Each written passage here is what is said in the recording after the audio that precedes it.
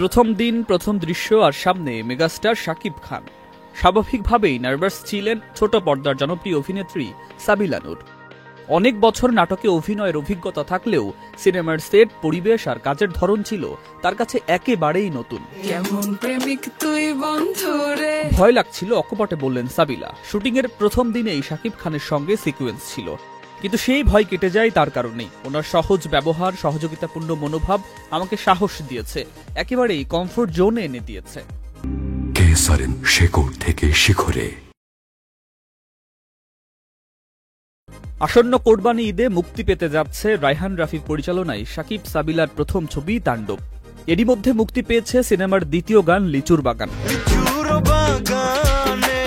যেখানে সাবিলাকে প্রথমবার বড় পর্দায় নাচতে দেখা গেছে। গানটি দর্শক মহলে পেয়েছে দারুণ সাড়া। শাকিব খান প্রসঙ্গে সাবিলা বলেন, সেটে তিনি নিজের মতো থাকেন, চুপচাপ কাজ নিয়ে ভাবেন। অ্যাকশন বলার পর তাকে আর শাকিব খান মনে হয়নি, তখন তিনি হয়ে উঠেছেন আমার চরিত্রের স্বাধীন।